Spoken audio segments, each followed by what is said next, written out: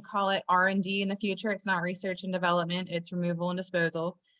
I also just want to let everybody know that this webinar is going to be recorded for future note-taking needs and reference. So I'm going to start by letting you all know a little bit about me. My background starts with the Coast Guard. I joined right out of high school. I spent about 2.5 years at a small boat station in Washington State before I learned my specialty in the Coast Guard, which was marine science technician. I spent 4 years doing that job in Portsmouth, Virginia. I filled the roles of pollution responder, federal on-scene coordinator representative, and facility inspector. I got out in 2018. I got out of active duty. I'm still in the reserves at Sector Virginia. I took a job at Accurate Marine Environmental as the environmental compliance manager. That job really broadened my horizons. They are in Osro, so I did oil spill cleanups, but that company would clean up anything. They did tank cleaning and gas freeing, so I learned a lot about environmental health and safety in that job, and just a lot of problem solving, whatever we needed to do to get the job done. It was a really great experience there. And then in December 2019, I became a pollution response program coordinator for Virginia DEQ, the Tidewater Regional Office down in Virginia Beach. Just to backpedal back to the Coast Guard experience, being a federal on-scene coordinator representative, that gives you the authority to use the Oil Spill Liability Trust Fund. And as if you're not familiar, the Coast Guard does not fund salvaging. They fund the removal of oil and hazmat from vessels. But a lot of times that involves some salvage elements. If there's a sunken boat that we need to remove the fuel from or whatnot, sometimes it needs to be floated. There are some salvage elements there. So next, I'd like everybody to introduce themselves and let me know their background so I know what I can gain from you, what I can learn from you. Let me see. Katie, would it be possible, since I'm sharing the screen, would you be able to go down the list of attendees? I don't know if I can pull it up. Yes, I can do that. First, I'll start. I'm Katie Register. I'm Executive Director of Clean Virginia Waterways, and we are funded in part by grants from on management. Work on 3 issues. And I'll ask Frank to please introduce yourself.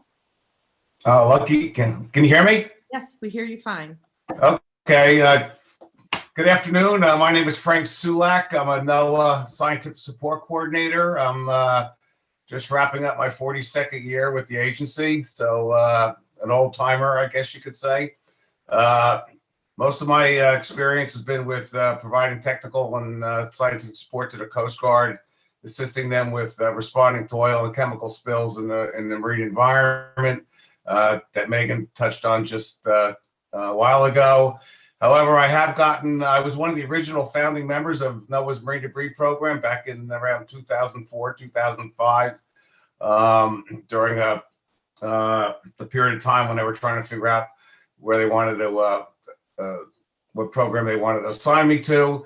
Since then, I've worked a number of hurricanes in recent years: Florence, Dorian, Maria, and several others, where I was primarily dealing with ESF 10 responses in support of FEMA, and mainly dealing with pollution threats as a result of the hurricanes, and also dealing with abandoned and derelict vessel removals. So, and personally, I was up here. I live in New Jersey. I'm based out of the Coast Guard station at Point Pleasant, and I was heavily involved in the overall Hurricane Sandy response too, in terms of debris removal. So, been there, done that, and I figured I could.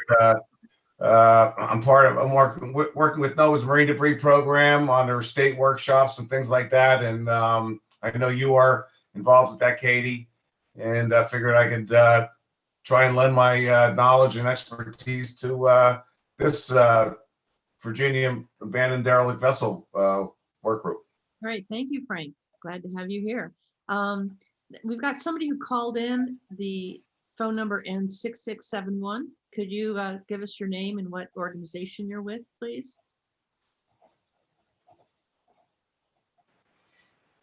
Hey, Lieutenant Lotta, can you hear me?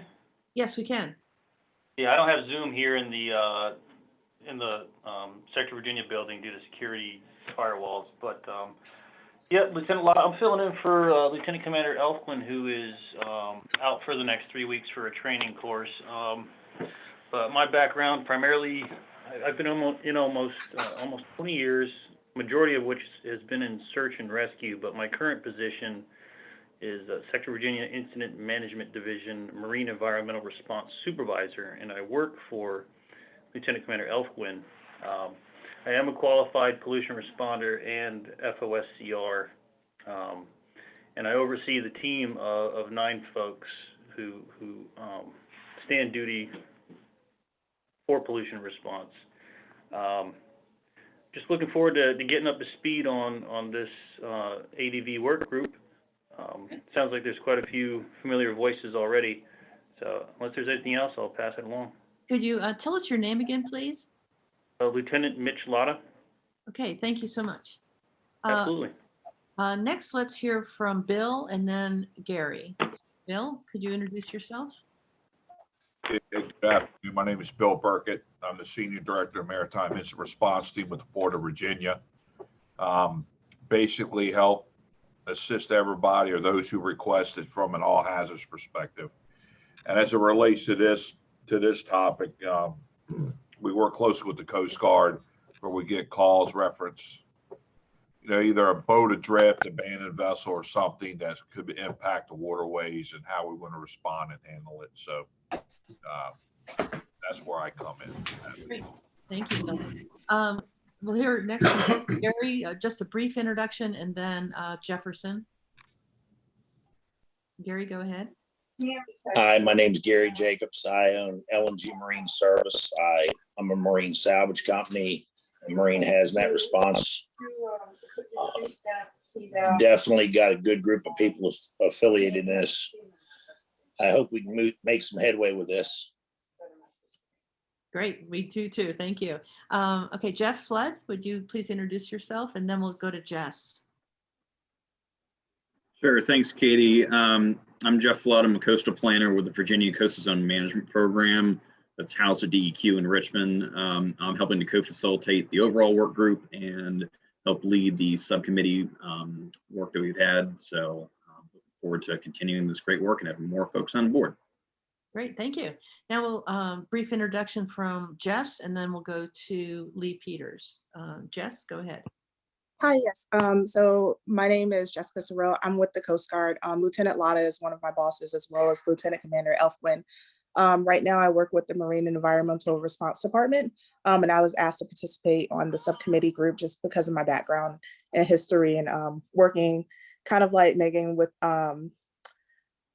pollution response and things like that, and a little bit on the prevention side with marine inspections. Nice meeting you all. Great, thank you. Glad you're here. Okay, now we'll hear from Lee Peters, followed by, I guess that's probably Jim with Lynn Haven River now, but go ahead, please. My name is Lee Peters. I'm a captain with Stafford County Sheriff's Office, and we're here to look at the removal. We work with LNG in the salvage part, so we're interested in the removal of derelict vessels, both in the water, on land. As a sheriff's office, we're responsible for all the waters that touch Stafford County. So it's an issue that we're looking to try and resolve and hopefully create positive legislation to help us deal with some of the issues we're having with removal of derelict vessels. Great, glad you're here. So Jim with Lynn Haven. Hi, I'm Jim Deppie with Lynn Haven River now. I'm a retired Navy captain, surface warfare officer, cruiser skipper, and I also coordinate the Virginia Coastal Alliance. Thank you. Mitch, if you could introduce yourself, and then we'll go to Neil Harrington. Hi, everybody. My name is Mitchell Sherry. I'm a biology major at Longwood University. I'm interning for Clean Virginia Waterways, and I'm just helping with some of the case studies that we're doing. Great, thank you. I forgot who I said was going to be next. This is Neil Harrington. There you go. So my name is Neil Harrington. I'm with the Smith Mountain Lake Marine Volunteer Fire Rescue here at Smith Mountain Lake. And I'm also a salvage diver and a boat captain. We have issues here at the lake with abandoned and derelict vessels, and we look forward to contributing to this effort to include the inland lakes and waterways. Great, thank you. Next, let's have an introduction by Tiffany Miller, and then we'll go back to the other Neil at Smith Mountain Lake. Go ahead, Tiffany.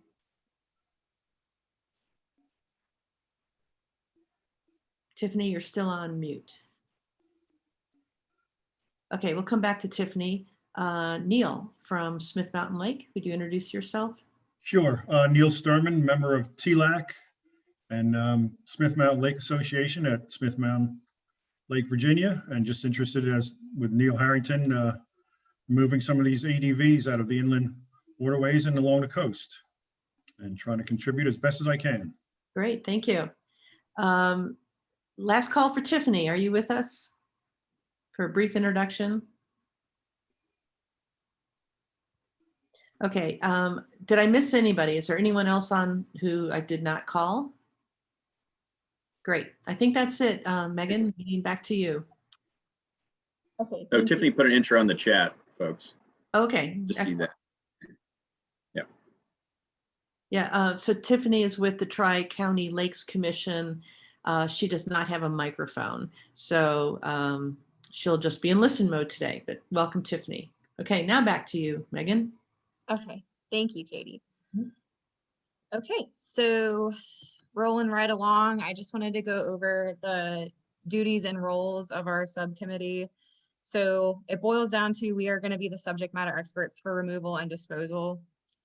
So we all have some familiarity, but how can we get better at that? So some ideas I had, and this is open for discussion too, please let me know if you have any other ideas.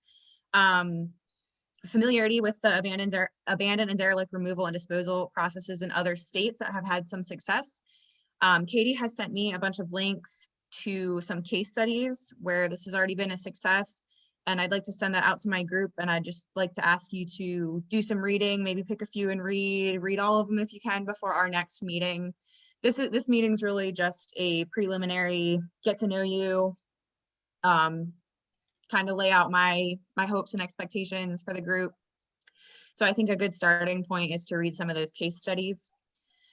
Another thing is to start getting familiar with the resources we have in each region to remove and dispose of vessels. So what that means is contractors. So what I'm probably going to do in the future, maybe in the next meeting or two, is get somebody from each region, or even if we don't have enough people to cover each region in Virginia where there are ADVs, just assign somebody from our group to each region to research what contractors we have. Of course, I realize we have LNG Marine Service on the call, so that's great. So I know of a few in the Tidewater area, so I'd probably take the Tidewater area, but we'll be looking at that in the different regions. And then the disposal piece.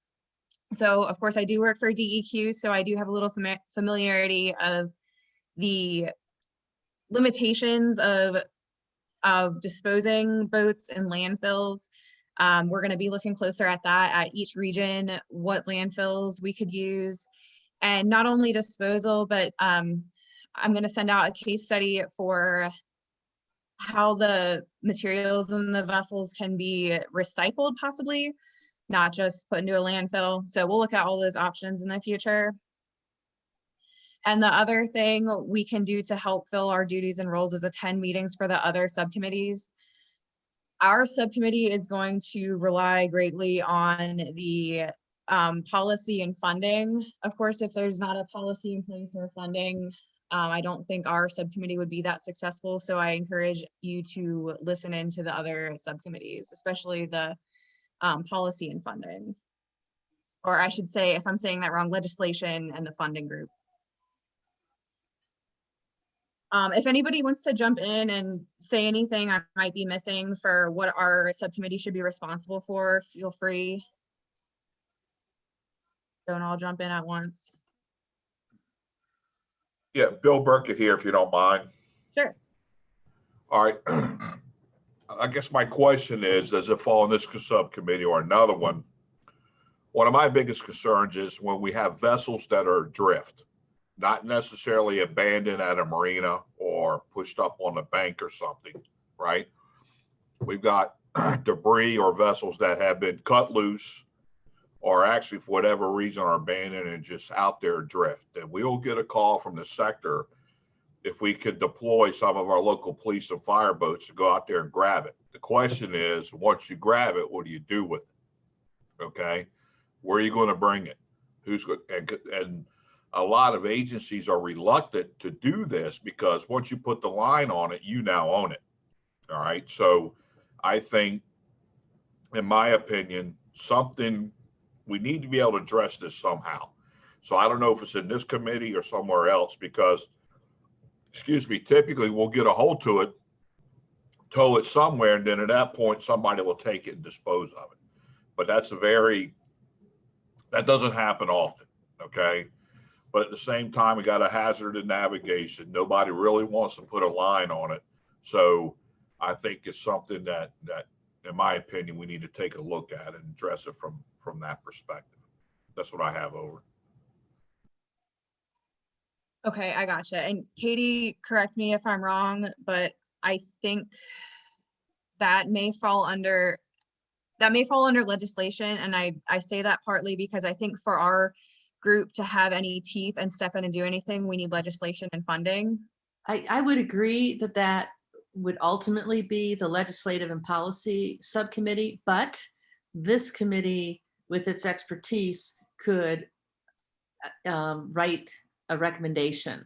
I'm not even sure if this is on their radar. So I think it would be appropriate for this committee to say, this is a different problem with different needs as compared to, an abandoned boat at a marina. So I think it's appropriate that this committee discuss it and come up with what you'd like to see in possible legislation or policy.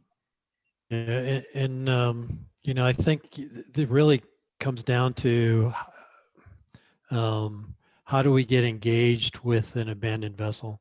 So when we have one adrift here at the lake, typically somebody will call 911. The fire department will be dispatched. We put a line on it. We tow it to the nearest place we can secure it, so it's no longer a hazard to navigation. And then we notify the game wardens from DWR, used to be DJF, but from DWR, give them the hull number, any registration information, and they take it and start the process of trying to identify and locate the owner of the vessel. Now, I will tell you, after some of our recent floods here at the lake, we had a lot of vessels float free, and some of those still have not been claimed. So, it's kind of like this is the first step in what's going to become an abandoned vessel.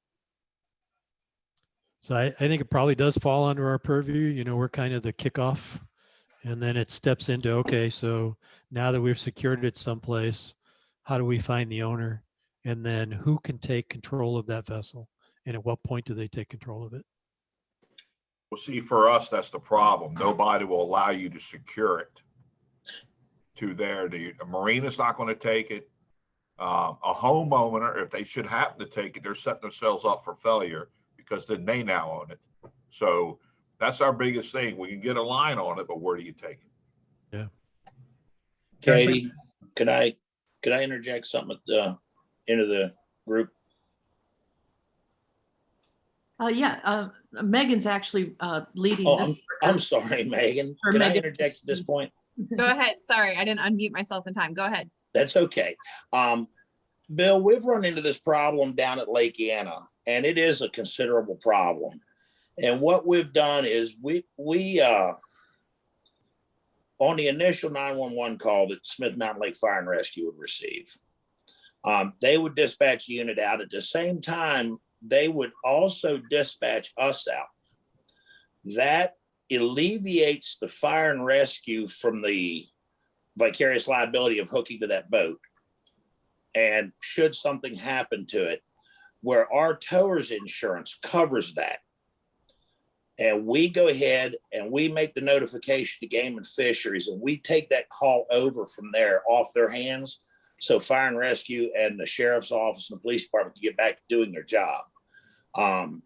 And, you know, ensure that the waters are safe, or possibly even going to the next vessel so we can get another boat to it in a high water situation, because we do have the high water situations down here at Anna. But we work directly with DWR up here. We have assigned game wardens that work our lake, and had a program that worked really seamlessly. We could call the game warden. He would meet us at a particular ramp, which was our office, because we have haul out capabilities. We would take possession of the boat. Because we're a towing service and a salver, we have a little bit more access than the marinas do to owners' information, and we have a stricter policy that we have to follow via notification with registered letter or follow-up, things of that nature. It has worked extremely well down here, to the point where 98% of our boats that are found adrift or abandoned on Lake Anna are reclaimed. We've got a really good standing with getting the boats back to their owners. I don't know if that's something you'd entertain looking at, or if you'd like to talk with me in a sidebar conversation, I'll be glad to. If Megan could pass my phone number on to you, I would be more than happy to discuss this with y'all. Yeah, I mean, sounds like you got a unique situation down in the lake, where we've got, you know, our main towers here along the coast, you know, either towboat or boat US, right? And so, yeah, look forward to that conversation. Yeah, because it'll alleviate the law enforcement and the fire and rescue, so they can get back to the life-saving duties that they have. And Lord knows we have enough of those responsibilities on the water, but we have a little bit better avenue. Plus, if it's a boat US or any marine towing port, we'll have a haul out facility. And we have a little bit better legal leverage, per se, to find the owners, track them down, and put the property back with the respective people. Or if it's a salvage, we can negotiate with the owners of the vessel, because they are ultimately liable. They are the ones that have the name on the deed or title to the boat. So they are the ones that are ultimately responsible for the bill. And we have a little bit more leverage to go about doing that and ease up on some of the financial strain that this group is obviously starting to see that there's a lot of. If I could, Bill, when we had a meeting last week looking at laws and policies, and we heard from the boat administrator from North Carolina, and he said in North Carolina, and Jeff and others who are on that call, correct me if I have this wrong, but he, I believe, said that in North Carolina, the boat becomes the responsibility of the state wildlife resources. They put these derelict and adrift boats on their registration of boats that they own, and then when the boat's disposed of, they take it off. So there's not that issue of, you know, if you do the right thing and get in a drift boat and you get it out into a safer place, now you are responsible for it. Would that solution help in Virginia? Well, I'm sure it would. I don't think that exists in Virginia right now, where either VMRC or the wildlife resources would. I don't think they have that policy, but I can tell you what's happening right now. We just handled a couple not long ago where they just took the boat, got it to a safe anchorage, and just anchored it, right? They did not bring it into any facility. So don't get me wrong, police and firemen will do whatever they can when we request them to do to help out, especially if it's adrift at night and get it out of the channels. But it takes some tasking to get them to do it, because they understand what the outcome is going to be, which is in most cases not good. So anyway, but certainly I think that'd be nice to be able to look to those agencies to help us with that. Megan? don't know if she's still there, Megan. I Yes. think I agree with the gentleman who spoke before, said one of the biggest issues, and I brought this up before, is the liability issue. If you come across a derelict vessel and you put a line to it, if you're liable for it, and what does that involve? And I think the gentleman from Katie, what you were referring to from North Carolina, he said you give them 30 days notice, you find the last registered owner of the vessel, you don't have to track down who actually owned the vessel if it changed hands a few times. And I think you have to put it in a newspaper, and then they can remove it from there if nobody claims it. It is the liability of the owner to pay for the removal if you can find them and hold them to it, if they have the funds to do it. But I think that's the one biggest issue in the policy that we spoke about, is how do we get around, or how do we deal with the liability issue if you hook a line to it and try to salvage that boat? That's it. Yeah, in our situation, I mean, that's a good point. And Virginia has a lot of like that, but in many cases, we don't have that 30 days or that 12 hours even to wait for that. I mean, typically we grab it, get it somewhere safe, and drop the hook if there's an anchor to it. But, so that's where we are. And yeah, Megan, this is Frank. A couple things. First of all, does the state have an inventory of these? Well, it'd be helpful if the state had an inventory of abandoned and derelict vessels. I don't know. Some states do maintain an inventory. Other states don't. I don't know what the situation is in Virginia.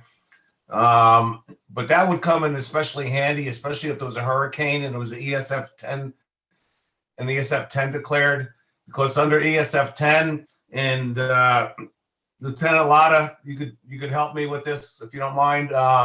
Under an Essential Support Function 10 under FEMA, if only vessels that are abandoned or displaced due to the hurricane are able to be addressed through emergency support function monies. So in other words, if you have a hurricane and it rolls into Virginia, any derelict or abandoned or derelict vessels that were there pre-storm, there's not going to be any funding to remove any pollutants from those vessels, and those vessels are going to not be addressed. The other thing, BMPs, best management practices. A lot of times these vessels end up in oyster beds or seagrass beds or nursery areas, wetland areas, sensitive areas. And the worst thing you want to do is have a salvage company or Towboat USA or somebody go in and just yank these boats out and cause more environmental impacts. So I know I've been involved in developing best management practices. I could share them with you guys in terms of, trying to remove the boat if it's run aground through the same footprint that it went aground, yank it back out through that same footprint to minimize any additional injury to the environment, to sensitive resources. Also, there's a difference between whether a vessel's on public lands or private lands. They will need to be addressed differently. And also, if you have abandoned derelict vessel on federal lands versus non-federal lands, there's also differences between what can and can't be done, who can and can do what, depending on land ownership.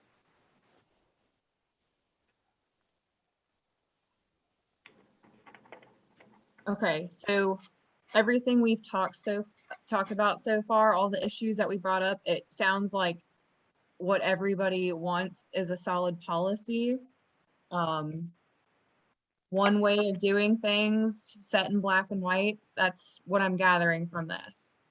As far as who's liable, who is the responsibility, the liability, and then up to what Frank said about BMPs. Oh, and to address the inventory for ADVs, that, I don't know if Katie, if you want to speak to it, but I know you're trying to compile everybody's inventory, every agency that has an inventory, compile it into one. Yeah, actually, Jeff is leading that effort, so I'll let him speak to that. Sure, thanks. Yeah, the good news, Frank, is that we have started putting this together. We got a spreadsheet from the Coast Guard here in Sector Virginia that had about 170 vessels, maybe a little bit more, dating back to 2013. So some of them may have been resolved, but that's the kind of the big number for the folks in the group here. It's 170 just in coastal waters. And then we've also sent out a Google Forms survey to the group and then distribute it through several marinas.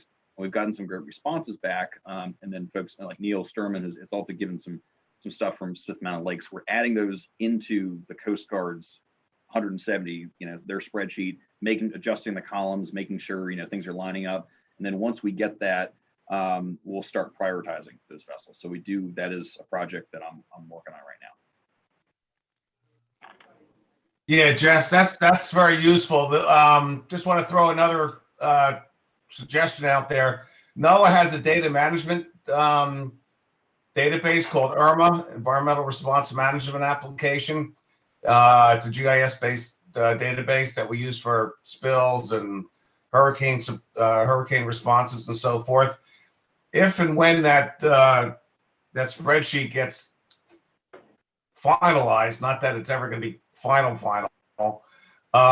If you guys are interested, I can make arrangements to have that database uploaded to IRMA, and there's a public domain, public side of IRMA and a private side of IRMA, and where you need an account, and it may be useful to post that information or upload that information to IRMA, so it has more widespread availability.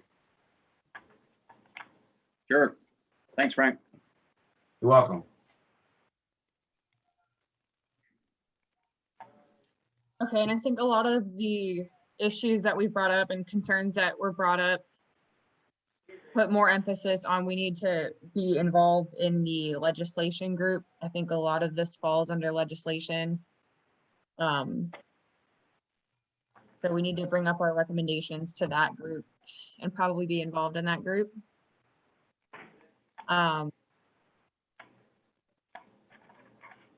Let's see. Do you have anything to add to that, Katie? Do you think that's a good suggestion for the issues and concerns brought up so far? Yeah, no, I think you're right that the legal, the law and policies subcommittee should hear your broad concerns quickly so that they have a placekeeper in their list of things to research. But I'm still guessing they're going to benefit from specific recommendations from this group, that you can maybe discuss in your next meeting.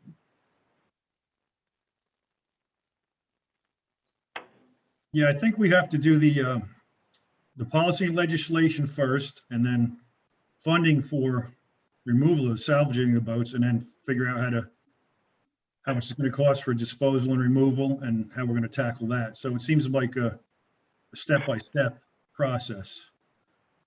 And yeah, one other thing that, thank you, Neil, for that thought. Part of the reason we want to do the inventory is so that we can put a dollar amount on this whole problem. And other states have attempted to do that. Like, do they have $1 million a year problem or $4 million a year problem? So an inventory will help us. Also, our intern, Mitchell, who you met earlier, who's on this call, is helping to put together estimates of disposal based on case studies. So I think all of this is going to help sell the idea of some of these policies to policymakers to have a dollar amount attached to it. Neil Harrington, did you have any idea of how much it would cost to tow salvage some of those boats in Smith Mountain Lake? So when I was doing salvage work for Towboat US, I mean, it would typically run, $5,000 to $8,000 depending on the size of the boat, until we get up into the larger houseboats. But that's getting them up off the bottom and getting them up onto a trailer somewhere. What I was going to say is we have a number of contractors around the lake, who are familiar with, what happens when they come out of the lake? Where do they take them? Where can they dispose of them? Things like that. So here at the lake, I was going to reach out to some of those contractors and talk to them about what their experience has been, over the last 30, 40 years of how do they dispose of these boats that become abandoned. One of the things that I did want to point out, though, is, we talk a lot about the the boats that become adrift and things like that. I mean, a lot of the boats that we're dealing with here at Smith Mountain Lake, the owners have either passed away, and the family members don't want to have anything to do with their boat that is typically sunk. And in other cases, we have some owners who have left the state and have no intention of coming back. So there's no skin in the game for them to be held responsible for their abandoned vessel.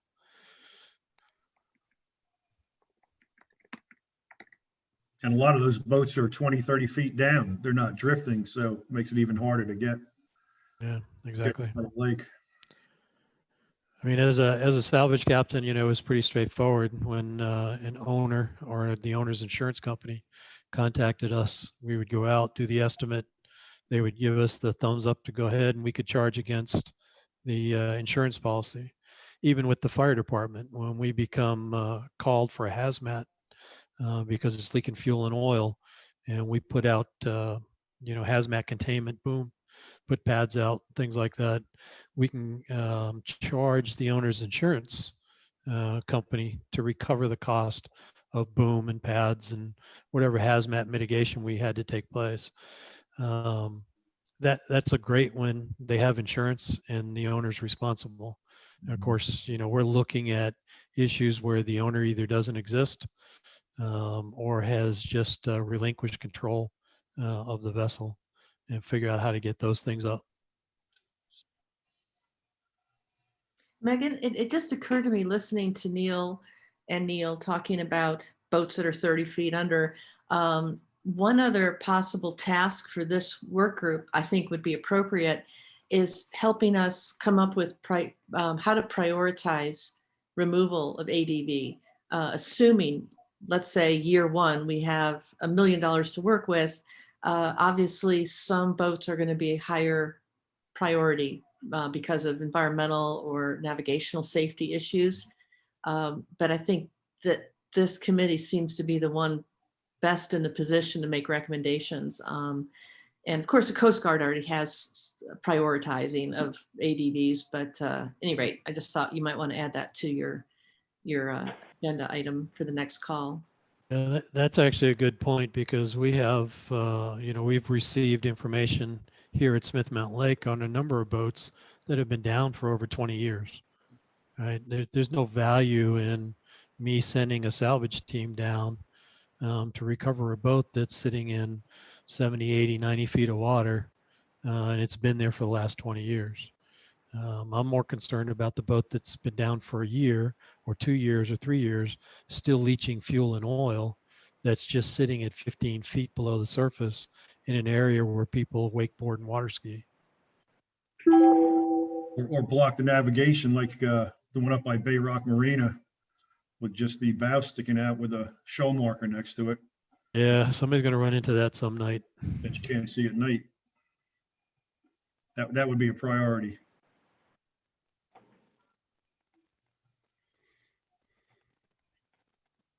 And so we would be using the inventory to determine that the priorities, right? Yeah, we'd have to put a priority weighting of some kind on each of the ADVs that are listed in the inventory. Okay. Which ones should come up first? You probably need a formula, but navigational hazards are priority one, immediate environmental are priority one.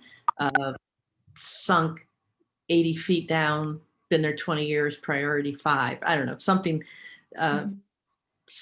some kind of formula that could be applied to new ADVs as well. What about ones that are still floating but abandoned in marinas? They're not yet sunk, but they are not navigational hazards. So yeah, lots of different levels. Yeah, we tried to prioritize at Smith Mountain Lake with the 5 that we had. Fortunately, one has been taken out of the water. The sailboat's been taken out of the water, but we only went after the ones that were about, no more than 30 feet down, 20, 30 feet down. One tied up to a marina, that was a 42-foot houseboat. That was they had to boom that one out, and that was leaking fluids, and the DEQ was involved in that.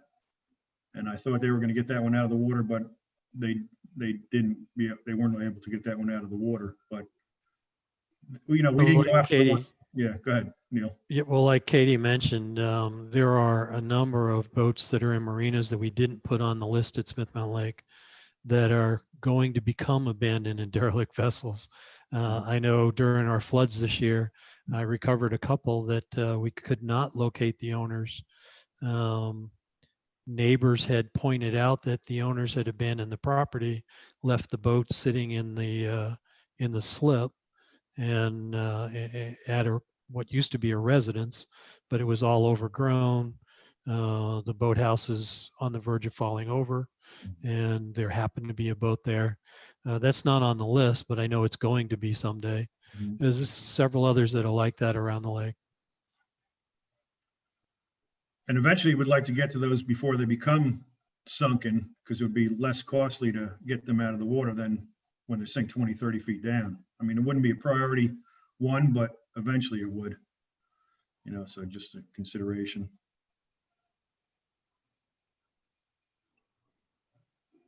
Okay, so lots of things to keep in mind for our group. Katie, do you know off the top of your head when the next either funding or legislative meeting is? Yeah, I don't think we've got dates, do we, Jeff, for any of those yet? We're a doodle poll just went out 2 days ago or late last week. But is that right, Jeff? Yeah, the overall work group is March 3rd. We have that set. The next policy one, that's my doodle poll, and we're looking to do that mid-March sometime. That poll is active. It's actually going to close 5 o'clock today, so I'll be getting those dates out. And then since we just had the funding subcommittee on this past Friday, that would be kind of backed up, kind of that same sequence. So maybe late March.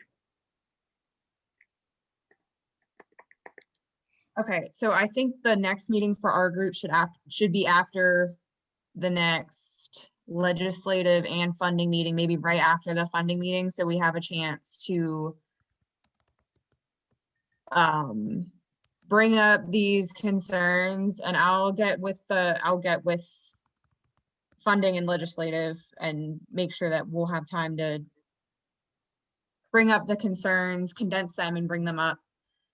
And then we'll have another meeting after that.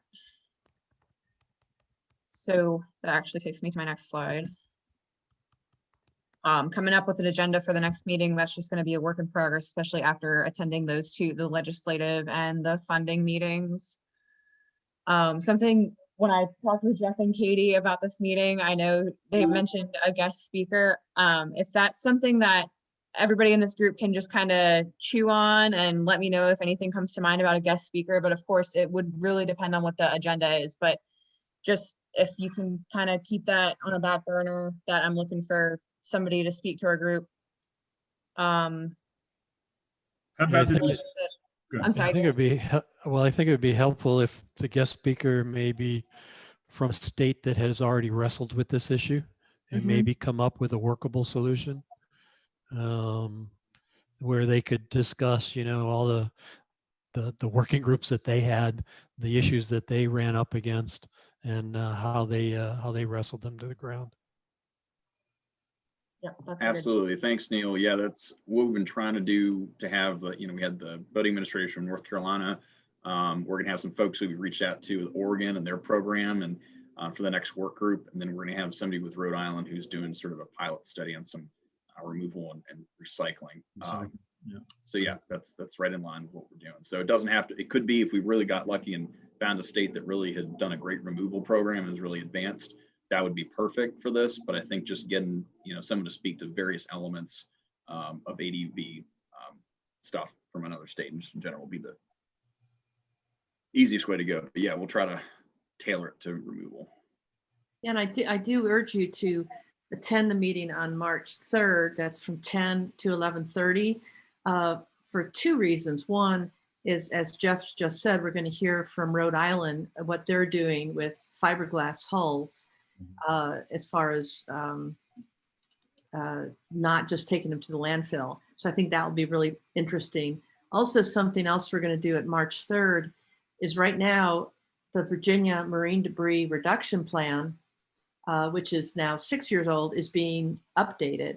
And we're going to be asking people to look at some of the proposed priorities in the Virginia Marine Debris Plan for this year, 2021 through 2025.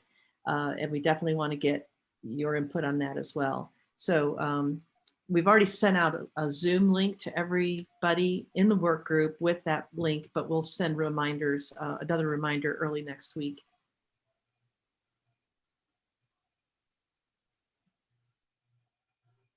Okay, and the next thing on this slide is, like I said earlier, I'm going to send out some of the case studies that Katie's talked to me about. Just some success in some other states for us to think about and how we can make that happen here. Okay, so that was the end of my, just a quick slideshow I put together to keep me on task. So I think we have a way forward before our next meeting, which, like I said, will be after. Our way forward is please listen if you can to the legislative and the funding meetings. I'm going to bring up with them our concerns. I'm going to condense them and make sure that they're thinking about addressing them, or if they already have. I know if there's been a legislative meeting, I haven't attended it. I don't know, Katie, if there's been one. I'm sorry. But I haven't attended any other meetings. So this will be the next legislative and funding meeting. That'll be my first as well. Yeah, actually, we have a recording of the first meeting that we had of the policy and law people.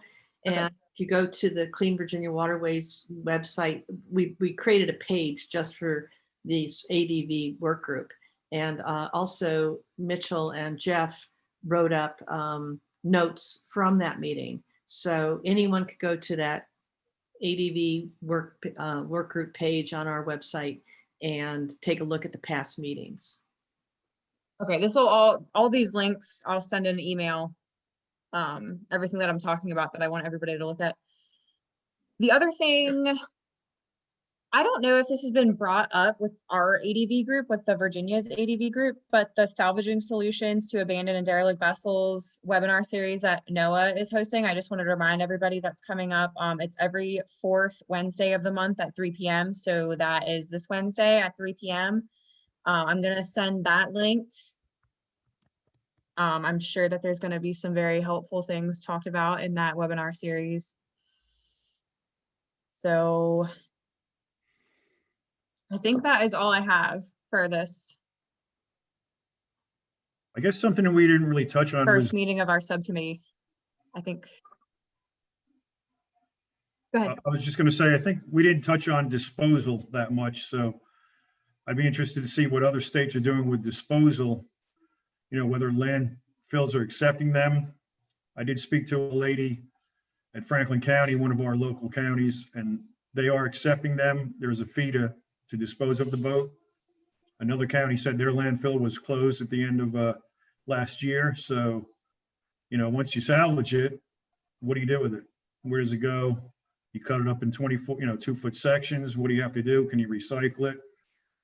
The Rhode Island part was interesting too. They try to recycle it for cement. So it'd be interesting to see what we do with the disposal, because that's a big issue, as Neil said. Once you get it on land, on a trailer, where do you take it? And a lot of them just end up in marinas and, or in the back of the woods or something, and that's not a good option. Right, and that's going to that's going to be a task for one of our first few meetings, is looking at each region where ADVs are an issue. So certainly the Tidewater region, and then Smith Mountain Lake, Lake Anna, what landfills are nearby that accept them? What are the requirements?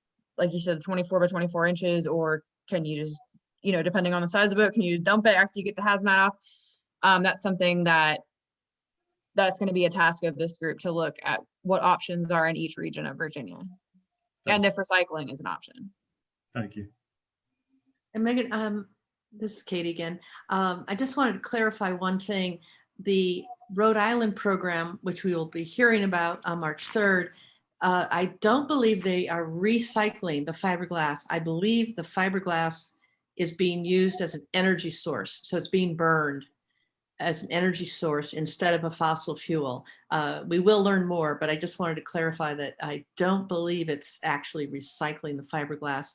And also, Megan, in the chat box, somebody has put in a few questions that might be good for the next agenda. If you just click on chat. One suggestion was maybe getting a speaker from the insurance industry. So maybe we could arrange that for a future meeting. Okay.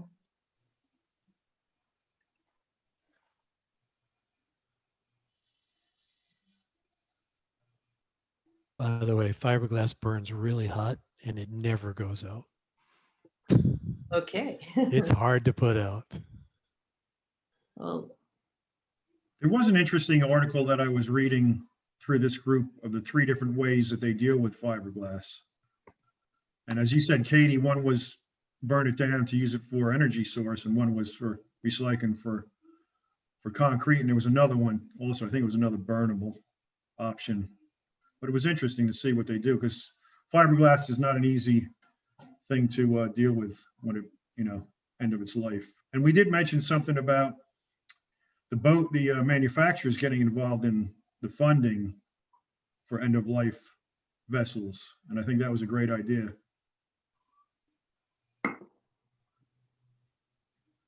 That's all I have. Okay. Thank you. So I guess I'll go ahead and if we don't have anything else, I'll adjourn this meeting so we're not going over our time.